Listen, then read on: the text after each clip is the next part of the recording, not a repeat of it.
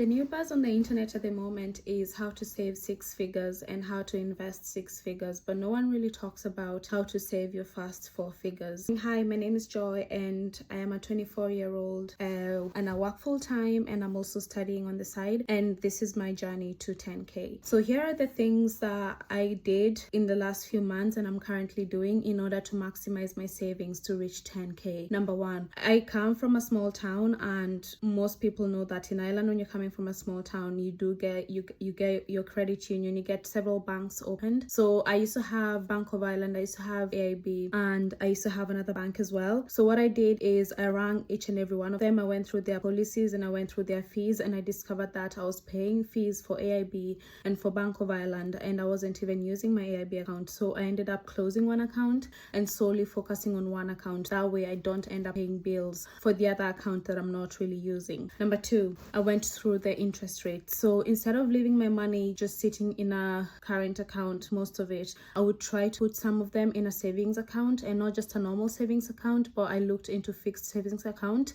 At the moment, I'm with Bank of Ireland, and I know that they have a fixed savings account for 3% per annum. So with that, you can put in money every single month, and you won't be able to take it out because it's fixed to a certain point in time. So that's what I currently did, and then my money is growing interest, and I can still use it down the line in the future while I try to build 10,000 euros. The other thing I did was I looked at where my money was going. So being in your 20s and kind of like navigating life after college can be tough. So I found that I used to buy a lot of coffees, matcha. I used to do Pilates classes. You just fall into this hole of trying to follow trends, trying to like run over the next big thing, the next new thing, and that's okay and that's normal. Like, we've all been there. But then I had to look back and see where my money was actually going. So instead of buying matcha when I'm outside, which would cost €7 in Dublin, I started buying the matcha powder and started buying the things to make matcha. So I would make matcha on the go, so I still get to enjoy the drink,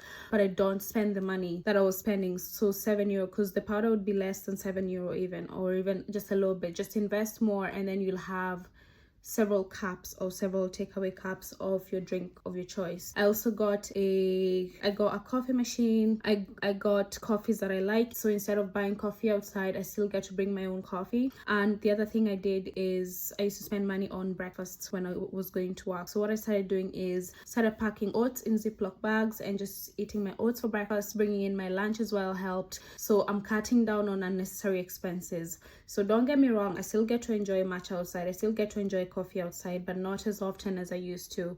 And that way the money gets to be saved, and the money gets to compound in my account rather than being wasted away.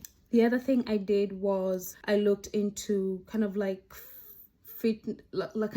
an app. I looked at apps that I can use to maximize the physical activities that I enjoy. So I currently use ClassPass, and I pay €50 a month, and with that I get to do Pilates classes, I get to use some gyms, I get to do yoga, I get to do saunas and steam rooms. So it's that kind of way. So if you prefer going to the gym, you might look into something like Fly Fit near your house. If you prefer something like, if you do not really want exclusively the gym and you do enjoy Pilates, yogas and those kind of things on the side, you're better off getting a ClassPass subscription, because a single class of Pilates, especially a reformer Pilates, could easily be €70 in Dublin. So I found that ClassPass is really good in terms of saving money, and also it keeps me physically fit, and also it helps me move my body, which is very, very important.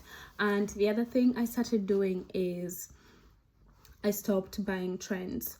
So before I buy anything, before I purchase a big purchase or even just a small purchase, I have to think through the purchase.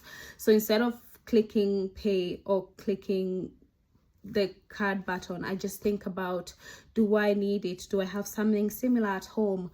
Is it gonna benefit me? So in terms of clothes, I first go through what I have, and then I think to myself, is this gonna be a cloth thing for a season, or am I gonna use it across summer, autumn, winter and spring, that kind of thing. So if the answer is it's just a season, then I have to really think about it, unless it's for like an occasion.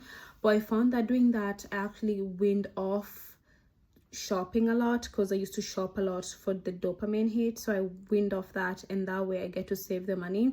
As well as now I rather focus on quality rather than actually quantity. So as trends keep coming in and keep rotating, I focus on quality and I focus on need rather than trends, because I discovered that I would buy so many clothes from shops that are trending at that point in time, but then they wouldn't last me a full year or 2 years because they're not of the best quality. And rather than even bags and things like that, so rather than just buying for the moment, I try to buy for the long term. And I found that doing that actually really helped me have money on the side to put towards my savings. So that's currently what I've been doing and what I did as well on this journey to save 10,000 euros. And if you want to see how I budget, if you want to see how I'm gonna navigate the journey to 10,000 euro, if you want to see how you can maximize your income, you can maximize your savings, please like and subscribe and comment down below on your money saving hacks. Thank you.